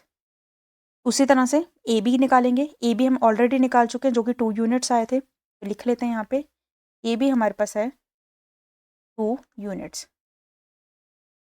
क्योंकि ये जो हमने वैल्यूज़ निकाली है ये हमें गिवन जो हमारी इन्फॉर्मेशन थी, ये वाली इन्फॉर्मेशन उसके बेसिस पे निकाली है, तो ये कांस्टेंट रहेगी सभी क्वेश्चंस के लिए। और हमें वैल्यू निकालनी है बी सी की, जो भी हमने निकाली थी वो भी हमारे पास 2 यूनिट्स आई थी। तो यहाँ पर हमें from first, second and third, from first, second and third we can say that हमारा जो बी ओ आया था वो हमारा बड़ा है किससे, ए बी से या फिर बी सी से। ठीक है, मतलब बी ओ का डिस्टेंस ज़्यादा है क्योंकि √5 है, √5 की वैल्यू 2 यूनिट से ज़्यादा होती है, इसलिए हमें हमें यही दिखाना था कि हमें बताना है कि हमारा शगुन का जो घर है वो स्कूल से दूर है जब एज़ कम्पेयर टू शगुन का घर आलिया के घर से या शगुन का घर लाइब्रेरी से। यही हमें दिखाना था कि ओ बी जो है वो ज़्यादा है, ज़्यादा डिस्टेंस है, ये हमने दिखा दिया। इसके सेकंड पार्ट में हमें बताना है कि शगुन का हाउस, आलिया का हाउस और लाइब्रेरी जो है वो आइसोसेलेस राइट ट्रायंगल बना रहे हैं। तो इसी के सेकंड पार्ट की अगर हम बात करें तो हमने ए बी वैल्यू निकाल दी हुई है जो कि है 2 यूनिट्स, बी सी हमने वैल्यू निकाल दी है वो भी क्या है 2 यूनिट्स है। हमें अब निकालनी ए सी की वैल्यू, तभी हमारा राइट एंगल ट्रायंगल बनेगा इस तरह से। मतलब ट्रायंगल बनाने के लिए तीनों साइड्स चाहिए, ए बी सी निकाल दिया हुआ, ये बी है, ये ए है और ये सी है। ए बी और बी सी निकाल दिया हुआ, ए सी की वैल्यू निकालनी है। ए सी के लिए हम डिस्टेंस फॉर्मूला यूज़ करेंगे। ए पॉइंट हमारे पास है 2,3 और सी हमारे पास है 4,1। इसको ले लेते हैं 4 - 2 का स्क्वायर प्लस 1 - 3 का स्क्वायर।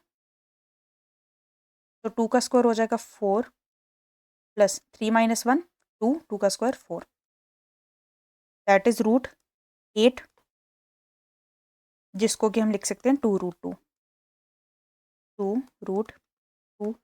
यूनिट्स। तो हमें यहाँ पे तीनों वैल्यूज़ पता चल गई। अब यहाँ से एक चीज़ तो समझ आ रही है कि हमारा ए बी और बी सी जो है वो इक्वल है, मतलब कि दो साइड्स इक्वल ही है। तो हम यहाँ पे ये कह सकते हैं कि हमारी दो साइड्स तो इक्वल है। अब हमें बस ये दिखाना है कि हमारा जो हाइपोटेन्यूज है वो हमारा हाइपोटेन्यूज का स्क्वायर जो बेस का स्क्वायर प्लस परपेंडिकुलर का स्क्वायर है, मतलब पाइथागोरस थ्योरम है। तो हम करेंगे बाय अप्लाइंग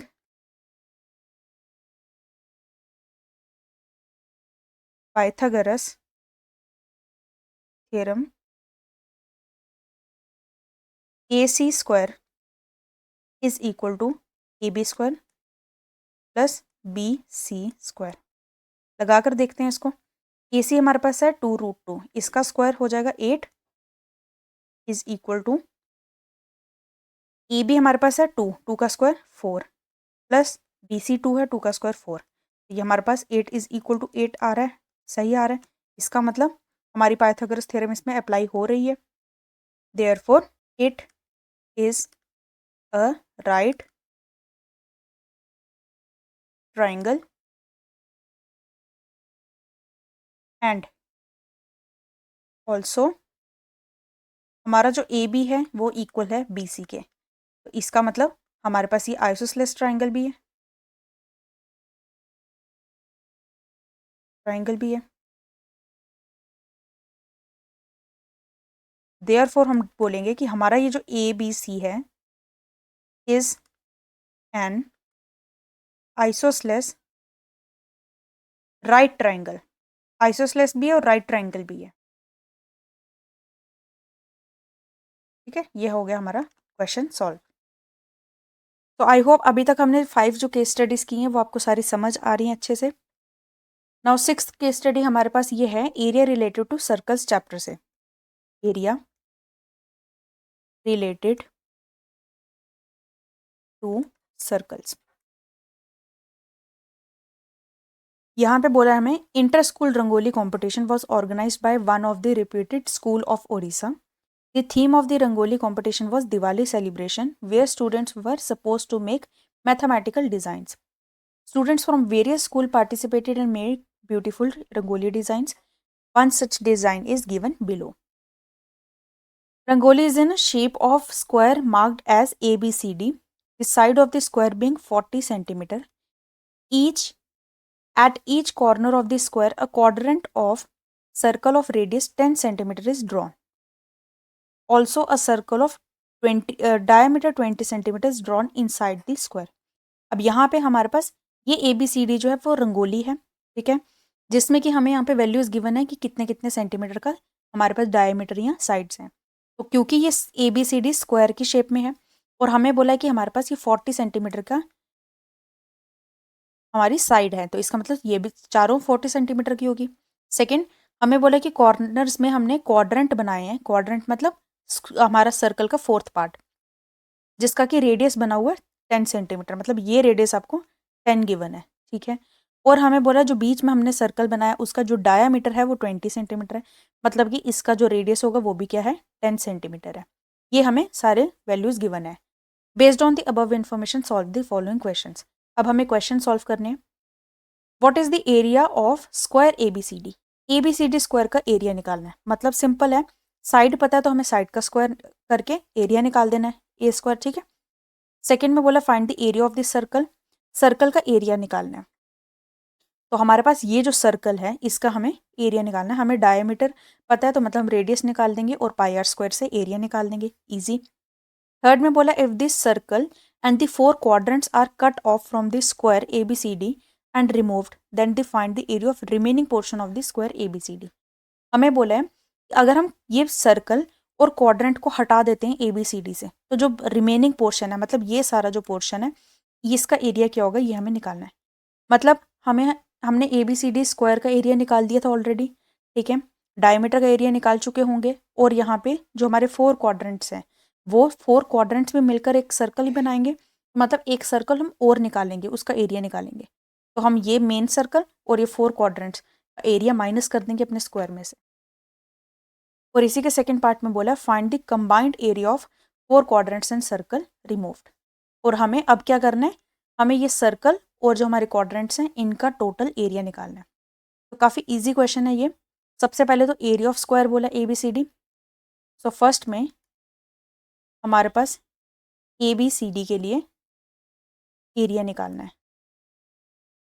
तो हमारे पास हो जाएगा साइड का स्क्वायर मतलब 40 का स्क्वायर, जो कि हो जाएगा हमारे पास 1600 सेंटीमीटर स्क्वायर। यूनिट्स साथ में लिखना ज़रूरी है, वरना उसके बिना मार्क्स हाफ कैंसिल हो सकता है।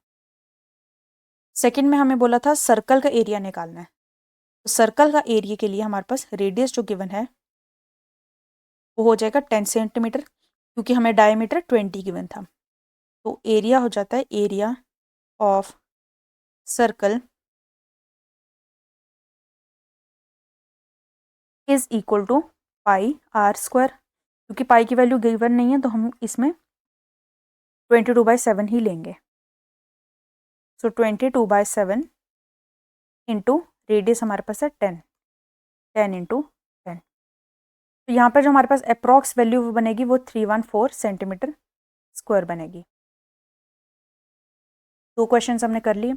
अब टर्न थर्ड का फर्स्ट पार्ट, जिसमें हमें बोला था कि अगर हम सर्कल और 4 क्वाड्रेंट्स को निकाल देते हैं तो हमें बताना है कि रिमेनिंग पोर्शन का एरिया क्या है। तो सबसे पहले तो हमने सर्कल का एरिया निकाल लिया हुआ है, स्क्वायर का एरिया हमें पता चल चुका है, हमें निकालना है 4 क्वाड्रेंट्स का एरिया। तो हम ले लेते हैं एरिया ऑफ क्वाड्रेंट, क्या हो जाएगा 1/4, क्योंकि एक सर्कल का 4th पार्ट होता है, इंटू पाई आर स्क्वायर। ठीक है, उसी तरह से एरिया ऑफ 4 क्वाड्रेंट, क्योंकि 4 क्वाड्रेंट है 4 कॉर्नर्स पे, तो हमारे पास वो हो जाएगा 4 into 1/4 pi r square. 4 4 cancel, मतलब पाई आर स्क्वायर की ही वैल्यू निकालनी है। तो 22/7 इंटू हमारे पास यहाँ पे रेडियस क्या गिवन था क्वाड्रेंट का रेडियस था 10 सेंटीमीटर, तो 10 इंटू 10, तो इसकी भी वैल्यू सेम ही आएगी 314 सेंटीमीटर स्क्वायर। अब हमें क्या करना है, हमें ये वाला सर्कल का 314 और क्वाड्रेंट का 314 माइनस करने किस में से 1600 में से। तो हम कर लेंगे area of remaining portion is equal to 1600 minus 314 plus 314, that is 1600 minus 628, जो कि हमारे पास वैल्यू आ जाएगी 972 सेंटीमीटर स्क्वायर। ठीक है, इजी क्वेश्चन। इसी का सेकंड पार्ट, जिसमें हमें क्या बोला था, हमें अब वैल्यू निकालनी है। हमारा जो हम पोर्शन हम जो निकाल चुके हैं, मतलब हमने area of circle plus area of 4 quadrant निकालने हैं, जो कि हमारे पास हो जाएगा 314 प्लस 314, जिसकी वैल्यू आएगी 628 सेंटीमीटर स्क्वायर। सिंपल, ये हमारे पास 6th केस स्टडी भी हो जाती है सॉल्व, काफ़ी इजी थी। यहाँ पे हमें सिर्फ वैल्यूज दी थी और हमें निकालनी थी। नाउ देखते हैं 7th case study. 7th case study हमारे पास है स्टैटिस्टिक्स चैप्टर से।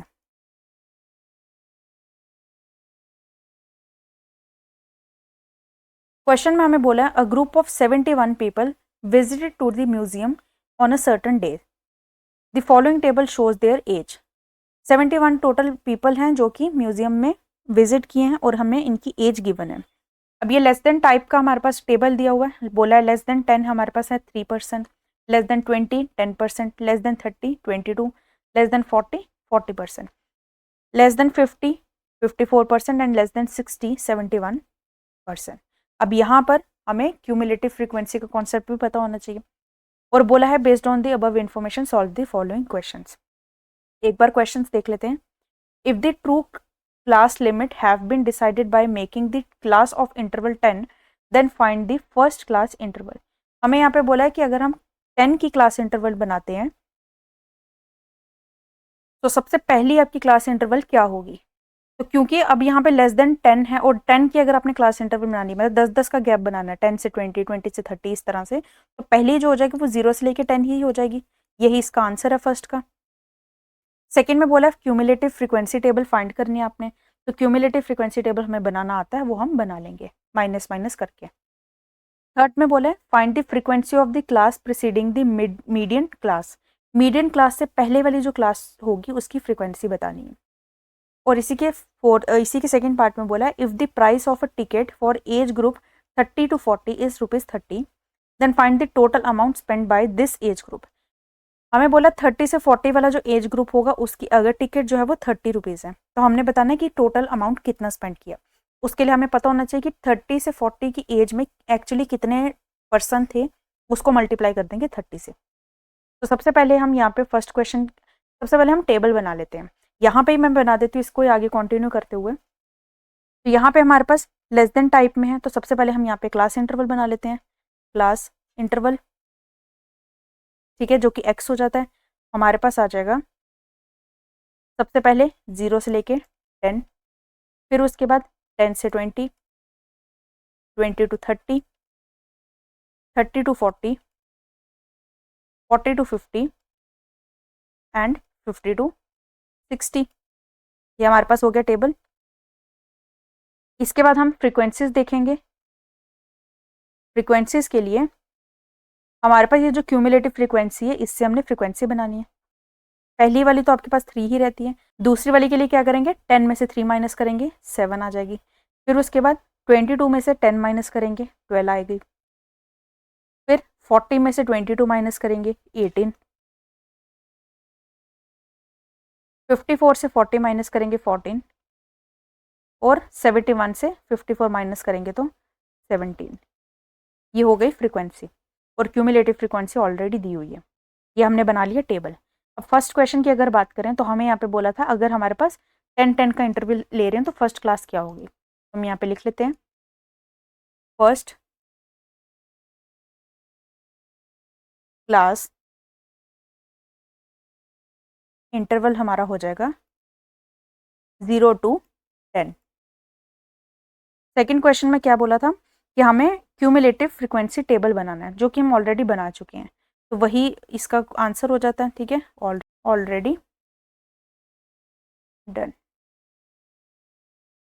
थर्ड में बोला है जो मीडियन क्लास है उससे प्रिसीडिंग क्लास का फ्रीक्वेंसी निकालना है।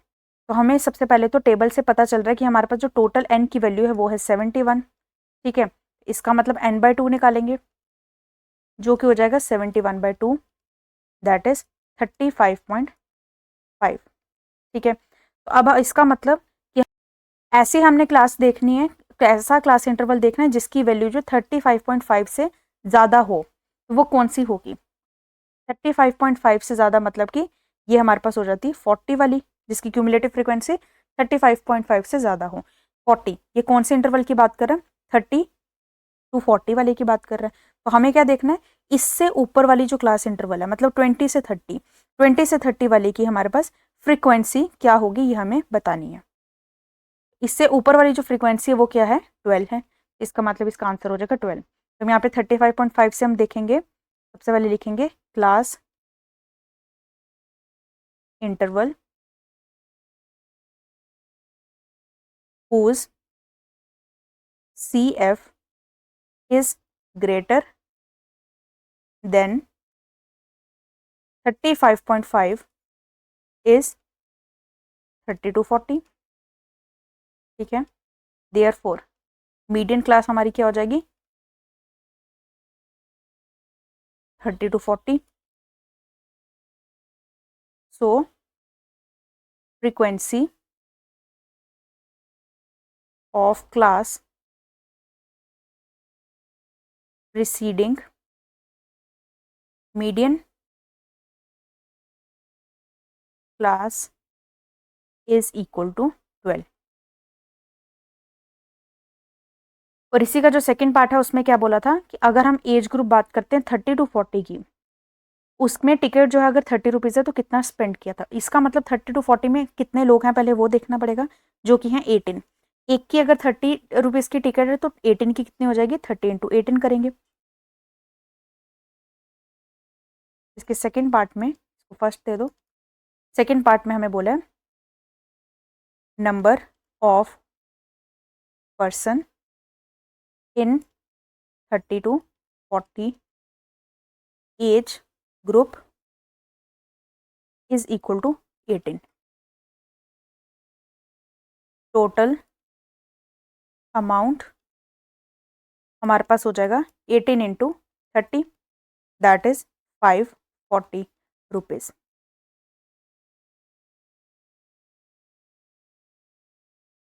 तो ये हमने क्वेश्चन सॉल्व कर लिया। हमारे पास यहाँ पे 7th केस स्टडी सॉल्व हो चुकी है। अब देखते हैं 8th case study.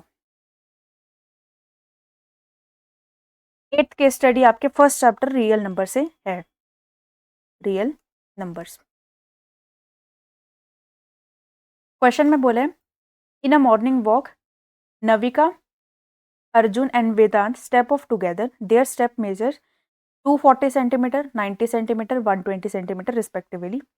They want to go for a juice shop for a health issue which is situated nearby them। हमें यहाँ पे 3 लोगों की बात की है, मॉर्निंग वॉक के लिए जाते हैं और इनका एक एक स्टेप जो है वो इतना इतना सेंटीमीटर वो बताया है, तीनों एक साथ निकलते हैं। अब हमें यहाँ पे बोला है based on the above information solve the following question.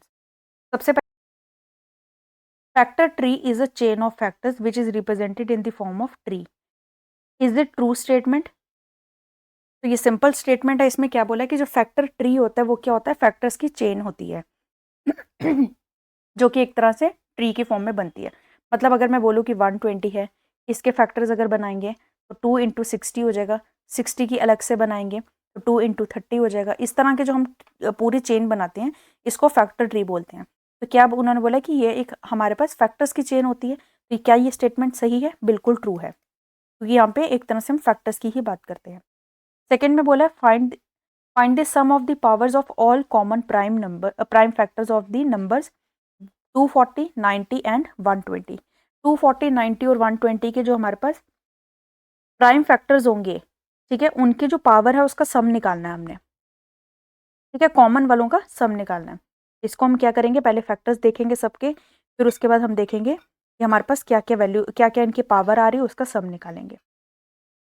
Third में बोला है find the minimum distance of shop from where they start to walk together so that one can cover the distance in complete steps.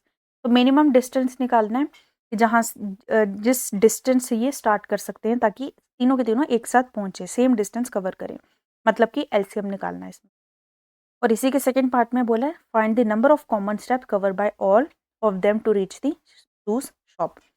Common steps की बात की है कि कितने common step सबने करने हैं, कवर करने हैं ताकि वो जूस शॉप तक पहुंच जाए, मतलब कि एचसीएफ की बात की है। तो करते हैं इसको सॉल्व। सबसे पहला क्वेश्चन तो मैंने यहाँ पे देख दिया कि इसमें ट्रू है या फॉल्स है, तो ट्रू है। जब अब बात करते हैं सेकंड की, सबसे पहले ही हमारे पास जो नंबर्स हैं इनकी हमें फैक्टराइजेशन करनी है। तो सेकंड के लिए सबसे पहले अगर हम देखें 240 की, तो 240 की फैक्टराइजेशन कैसे करेंगे, हम देखेंगे 2 इंटू 120 होता है, और 120 कैसे होता है, 2 इंटू 60 होता है, और 60 कैसे होता है, 2 इंटू 30 होता है, 30 कैसे होता है, 2 इंटू 15 होता है, 15 कैसे होता है, 3 इंटू 5 होता है। इस तरह से कर ली तो 1 2 3 4 4 टाइम्स हमारे पास आ जाता है 2 इंटू 3 इंटू 5। अब 90 की, 90 हमारे पास होगा 3 इंटू 30, फिर 3 इंटू 10, और 10 को हम लिखेंगे 2 इंटू 5। तो हो जाएगा हमारे पास 2 into 3 raise to power 2 into 5। 120 की, 120 के लिए क्या करेंगे, 240 में से एक 2 हमने कम कर देना है, ठीक है। तो सिंपल ये 2 raise to power 3 into 3 raise to power 1 into 5 raise to power 1। ये हमारे पास होगी सबकी फैक्टराइजेशन। अब हमें यहाँ पे सम देखना है, और सम देखना भी किसका, कॉमन का। तो सबसे पहले तो हम देखते हैं यहाँ पे अगर हम बात करें 2 की, तो 2 के हमारे पास पावर यहाँ पे 1 है, यहाँ पे 4 है, और यहाँ पे 3 है। तो सबसे कम कॉमन क्या रहेगा, 2 रेज़ टू पावर 1 ही हो जाएगा। तो इसका मतलब कॉमन फैक्टर्स की अगर हम बात करें तो हमारे पास आ जाएगा 2 रेज़ टू पावर 1, ठीक है, उसी तरह से अगर 3 की बात करें तो यहाँ पे 3/2 है, यहाँ पे 3/1 है, यहाँ पे 3/1 है। 3 की हो जाएगी 3/1 और 5 के लिए हो जाएगा 5/1। ये हमारे पास कॉमन फैक्टर हो गए जो तीनों में कॉमन है। इनकी जो पावर है उसका हमने सम करना है, मतलब 1 + 1 + 1 sum of powers of common factors is equal to 1 + 1 + 1 that is 3। ठीक। थर्ड क्वेश्चन में हमें बोला था मिनिमम डिस्टेंस बताना है टॉप का, जहां से इन्होंने स्टार्ट किया था उसका मिनिमम डिस्टेंस क्या है, ताकि ये सेम स्टेप्स में पूरा अपना डिस्टेंस जो है वो कवर कर सकें। मतलब यहाँ पे आपको एलसीएम निकालना है। यहाँ पे हमने फैक्टराइजेशन ऑलरेडी कर दी हुई है। जब हम बात करते हैं एलसीएम की तो हम क्या करते हैं, जितने भी हमारे पास फैक्टर्स है सारे लिख लेते हैं पहले। 2 × 3 × 5, फिर इनमें हाईएस्ट देखते हैं। तो यहाँ पे 2⁴ सबसे बड़ा है। 3 की बात करें तो 3⁻² बड़ा है और 5⁻1 ही है सब में। तो यहाँ पर ये एलसीएम आपका आ जाएगा 2⁴ मतलब 16 × 9 × 5, जो कि वैल्यू आ जाएगी 720 सेंटीमीटर। ये हमारे पास हो जाता है मिनिमम डिस्टेंस, मतलब कि मिनिमम डिस्टेंस जो कि इन तीनों को कवर करना ही करना है, जिसमें कि ये तीनों मीट करेंगे। ठीक है, जितना कि उन तीनों का स्टेप्स जो है वो मैच कर जाए।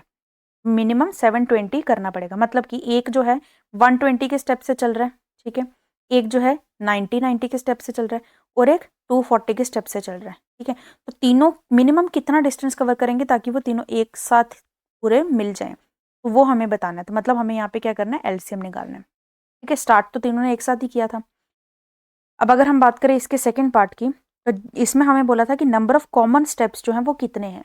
जब भी बात आती है कॉमन की, ठीक है, कॉमन स्टेप्स देखने हैं या हमारे पास है कि इनमें सबसे कॉमन क्या है, तो हम करते हैं एचसीएफ।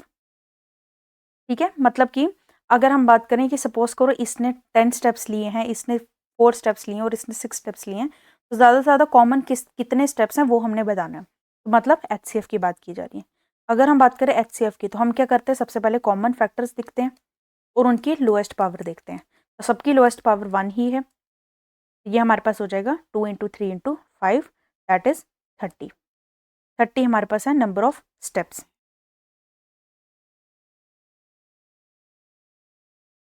तो ये 8th केस स्टडी सॉल्व हो चुकी है रियल नंबर्स की। नाउ हमारे पास है केस स्टडी नंबर 9। ये तो ये केस स्टडी आपकी पॉलिनोमियल्स चैप्टर की है। पॉलिनोमियल्स हमें इसमें बोला a group of school friends went to an expedition to see caves. One person remarked that the entrance of the cave resemble a parabola and can be represented by quadratic polynomial fx is equal to ax² plus bx plus c, where a is not equal to 0 and a, b, c are real numbers. Based on the given information solve the following questions. हमें यहाँ पे बोला है कि students जो हैं वो केव को देखने गए हैं, एक्सपीडिशन के लिए गए हैं, और उसमें से एक स्टूडेंट ने बोला ये जो केव है ये पैराबोला की शेप दे रहा है। पैराबोला मतलब इस तरह का इन्वर्टेड यू भी हो सकता है या फिर यू भी हो सकता है। और जब हम बात करते हैं पैराबोला की तो हमें याद आता है क्वाड्रेटिक पॉलिनोमियल या क्वाड्रेटिक इक्वेशन। तो बोला कि ये क्वाड्रेटिक पॉलिनोमियल की तरह हम रिप्रेजेंट कर सकते हैं। तो इसी बेसिस पे हमें यहाँ पे क्वेश्चन की वैल्यू निकालनी है, क्वेश्चन सॉल्व करने हैं। तो फर्स्ट क्वेश्चन में बोला है draw a neat label figure to show above situation diagrammatically. तो हमें यहाँ पे क्या करना है, ये जो हमारी सिचुएशन है इसको ग्राफ की फॉर्म में रिप्रेजेंट करना है, मतलब कि डायग्राम बनानी है। मतलब सिंपल हमें एक्स और वाई एक्सिस बनाकर इस तरह का ग्राफ बना देना है और हमने दिखा देना है कि ये जो ग्राफ है ये ax² plus bx plus c को रिप्रेजेंट कर रहा है। तो इसको बनाएंगे। बी पार्ट में सेकेंड क्वेश्चन में बोला if one of the zeros of the quadratic polynomial p - 1x² plus px plus 1 is 4 then find the value of p। अभी यहाँ पे हमें जीरोस में एक जीरो की वैल्यू गिवन है और हमें बोला है कि p की वैल्यू निकालनी है। जीरो क्या होता है, जीरो वो x की वैल्यू होती है जिसमें कि आपका ये पूरा पॉलिनोमियल जो है वो जीरो के इक्वल आ जाएगा। इसका मतलब अगर मैं इस इक्वेशन में, इस पॉलिनोमियल में x की जगह पे 4 पुट करती हूँ, तो जो मेरा आंसर है वो 0 आना चाहिए। उसी फॉर्म से, उसी बेसिस पे हम p की वैल्यू निकाल लेंगे। थर्ड का फर्स्ट पार्ट हमारा है find the quadratic polynomial whose zeros are 5 and -12। 5 और -12 हमारे जीरोस हैं, हमें क्वाड्रेटिक पॉलिनोमियल बनाना है। और इसी के सेकंड पार्ट में बोला है if one zero of the polynomial 5x² + 13x + m is reciprocal of other than find the value of m। तो हमें वैल्यू निकालनी m की। तो ये क्वेश्चंस को करते हैं। इस तरह के जो क्वेश्चंस हैं, पॉलिनोमियल में किस तरह के क्वेश्चन बन सकते हैं, जीरो से हम कैसे क्वाड्रेटिक पॉलिनोमियल बनाते हैं, या हमें अगर हम जीरोस एक वैल्यू गिवन है, अगर दूसरा रेसिप्रोकल बोला है या इस तरह की कोई कंडीशन है, तो कैसे हम सॉल्व करते हैं। ये सब चीज़ मैंने अभी रिसेंटली एक कंप्लीट मैथ रिवीजन मैराथन बनाई थी, उसमें मैंने पॉलिनोमियल्स चैप्टर में पीवाईक्यू की हेल्प से ये क्वेश्चन समझाए हैं इस तरह के, कि कैसे सॉल्व किए जाते हैं, किस तरह से आपने देखना है कि मैं क्या लेट करूँ या किसको यूज़ करूँ, सम को यूज़ करूँ या प्रोडक्ट को यूज़ करूँ। तो अगर आपने वो वीडियो नहीं देखी तो जाकर ज़रूर से देखना। और उसके अलावा भी आपको कोई भी चैप्टर में कोई प्रॉब्लम आ रही है या रिवीजन करनी है तो आप उसको रेफर कर सकते हो। करते हैं इसका फर्स्ट क्वेश्चन। सबसे पहले तो हमें डायग्राम बनाने को बोला जा रहा है। ये एक एक्स एक्सिस और वाई एक्सिस बनाना है और यहाँ पे एक पैराबोला बना देना है। ये हो जाएगा एक्स, ये वाई।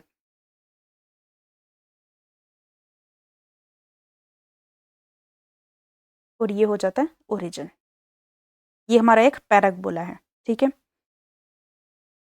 जो कि किसको रिप्रेजेंट कर रहा है, f x is equal to a² + bx + c को। सेकेंड क्वेश्चन में बोला था कि अगर हमारे पास पॉलिनोमियल गिवन है p - 1 x² + px + 1 और इसका एक जीरो जो है 4 है, इसमें हम क्या करेंगे, put x is equal to 4। तो हमारे पास आ जाएगा p - 1 इंटू 4 का square plus 4 into x plus 1 is equal to 0, क्योंकि ये जीरोस है, जीरो गिवन है। जीरो मतलब पॉलिनोमियल को, पूरे पॉलिनोमियल को जो जीरो बना दे। ये p था और ये 4 यहाँ पे x की जगह पे हमने पुट किया है, ठीक। तो ये हमारे पास आ जाएगा 16p - 16 plus 4p + 1 is equal to 0। तो 20p is equal to 15। p की वैल्यू आ जाएगी 15/20, जो कि हमारे पास आ जाएगा 3/4। p is equal to 3/4। ये हो जाती है p की वैल्यू। थर्ड क्वेश्चन में हमें जीरोस गिवन है, हमें पॉलिनोमियल बनाना है। तो पॉलिनोमियल का हमारे पास जो जनरल फॉर्म होता है वो क्या होता है, k into x² minus sum of zeros into x plus product of zeros, ठीक। तो अगर हम निकालें सम, तो हमारे पास सम हो जाएगा, एक जीरो हमारे पास गिवन है 5 और दूसरा गिवन है -12। तो 5 + -12 जो कि वैल्यू आ जाएगी 7, मतलब -7 आ जाएगा सम। और प्रोडक्ट आपका आएगा 5 इंटू -12 दैट इज -60। इसी में पुट करेंगे, देयरफॉर क्वाड्रेटिक पॉलिनोमियल हमारे पास बन जाएगा k इंटू x² माइनस -7 मतलब +7x -60। ये हमारे पास हो जाएगी वैल्यू, जिसमें k कुछ भी कांस्टेंट हो सकता है।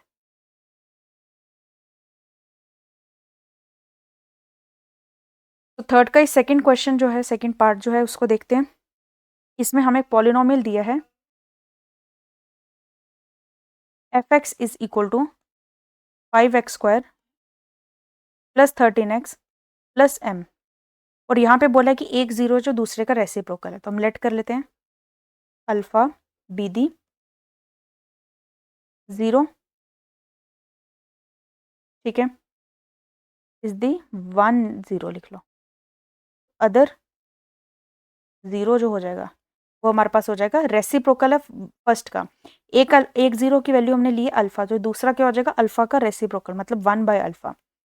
ये हमें वैल्यूज गिवन है और यहाँ पे हमें पूरी क्वाड्रेटिक पॉलिनोमियल भी गिवन है।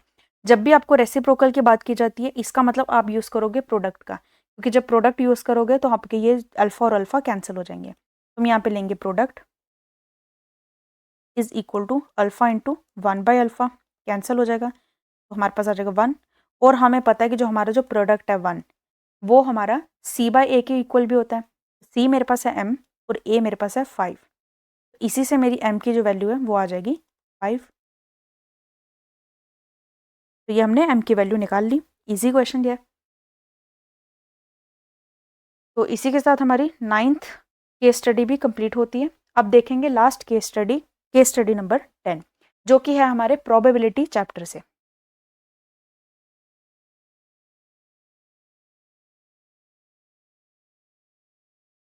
तो इसमें बोला है हमें Vivek is very fond of collecting balls of different colours. He has a total of 25 balls in his basket out of which 5 balls are red in colour and 8 are white.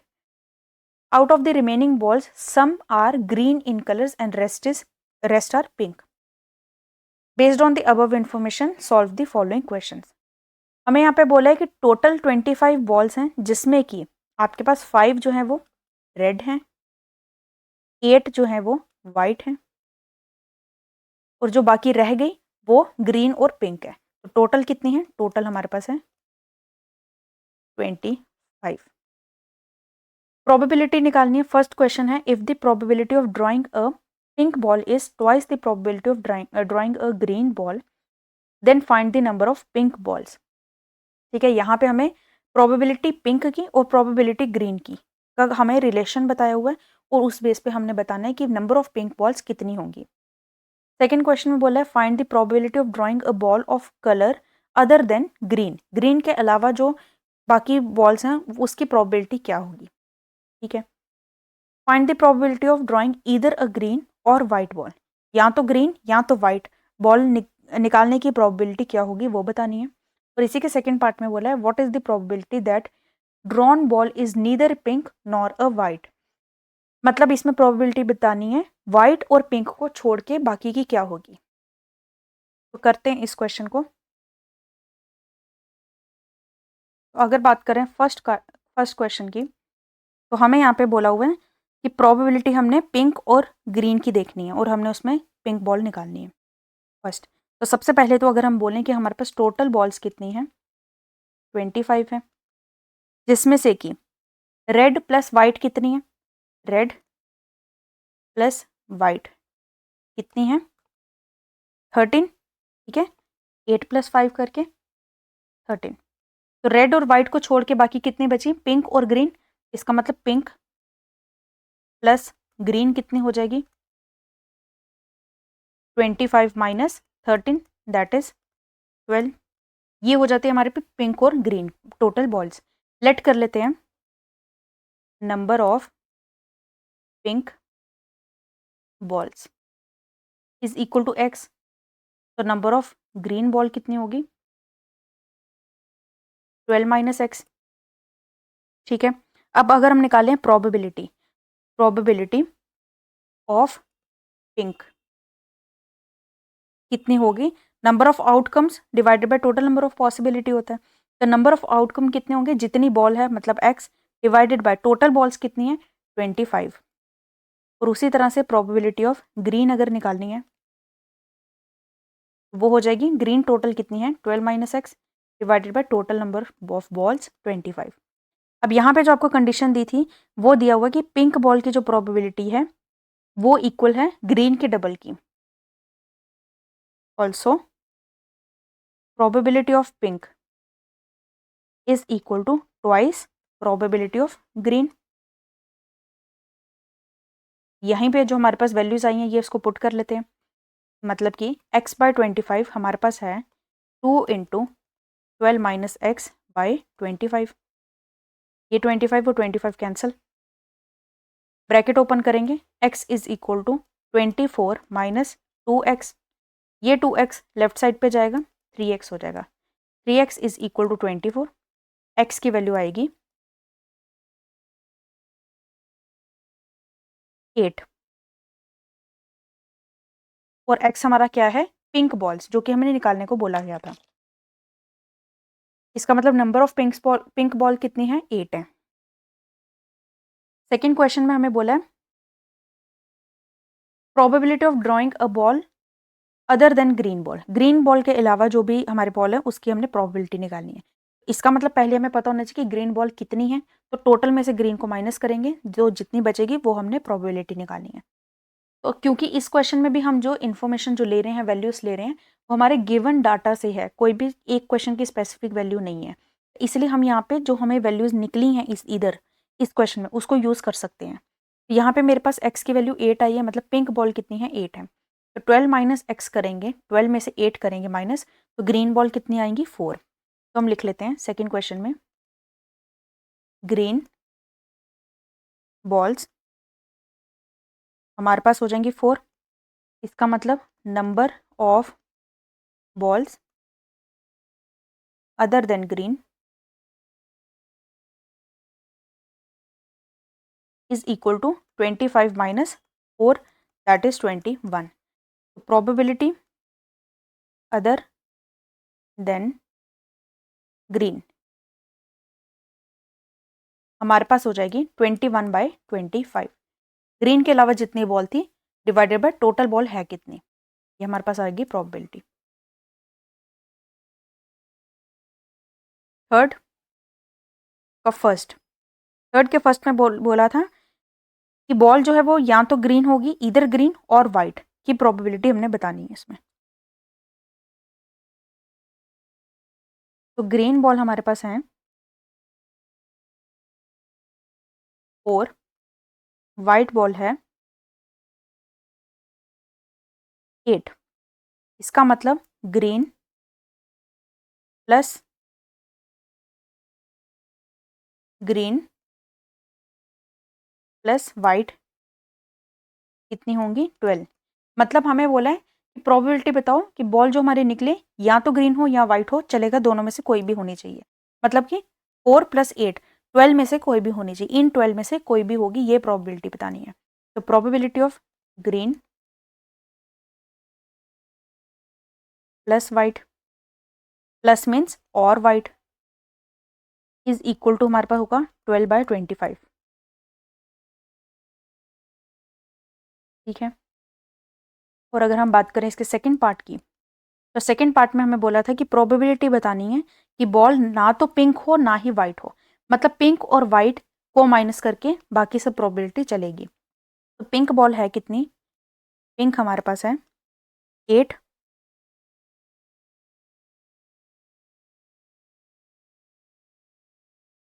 और white है 8, pink plus white हमारे पास हो जाएगी 16। 25 में से 16 को छोड़ के बाकी सब चलेंगी, तो हम यहाँ पे लिखेंगे balls other than pink and white is equal to 25 minus 16, that is 9। तो ये हमने प्रोबेबिलिटी निकालनी है, मतलब प्रोबेबिलिटी हो जाएगी neither pink nor white, pink और वाइट में से कोई नहीं होनी चाहिए, ये कितनी हो जाएंगी, 9/25 होगी, क्योंकि हमने क्या किया, हमने देखा कि पिंक और वाइट टोटल है कितनी, टोटल हमारे पास थी वो 16, और टोटल 25 बॉल में से वो 16 अगर माइनस कर देंगे तो क्या बचेगी, 9 बॉल बचेंगी। ये जो 9 होंगी ये क्या होंगी, ग्रीन एंड रेड होंगी, ग्रीन और रेड की हमारे पास प्रोबेबिलिटी आ गई, मतलब इसमें ना ही पिंक होंगी ना ही वाइट होंगी, ये हो जाती है प्रोबेबिलिटी। ठीक है, तो हमने इसी के साथ हमारी 10 की 10 case study based question solve कर लिए हैं। 10 अलग अलग चैप्टर से मैंने एक एक केस स्टडी ली थी, ताकि आपको पता चले कि हर चैप्टर से किस तरह के क्वेश्चन बन सकते हैं, किस तरह की आपकी केस स्टडी आ सकती है। तो आई होप आपको ये सारी केस स्टडी अच्छे से समझ आई होंगी और ये आपको मेरा इनिशिएटिव अच्छा लगा होगा। इन इन केस स्टडी की हेल्प से आपकी काफ़ी अच्छे से प्रैक्टिस हो सकती है, काफ़ी अच्छे से प्रिपरेशन हो सकती है कि किस क्वेश्चन को या किस चैप्टर को और अच्छे से आपको प्रिपेयर करना है। तो अगर आपको ये वीडियो और ये इनिशिएटिव अच्छा लगा है तो वीडियो को ज़रूर से लाइक करना, कमेंट करना और अपने फ्रेंड्स के साथ भी शेयर करना और वीडियो को हाइप ज़रूर देना। और आपके रिस्पॉन्स के बेसिस पर मैं आप इसकी पीडीएफ जो है वो व्हाट्सएप या टेलीग्राम ग्रुप में शेयर कर दूँगी। तो मिलते हैं फिर नेक्स्ट वीडियो में नेक्स्ट लेक्चर के साथ। Till then take care, bye bye. Thank you so much.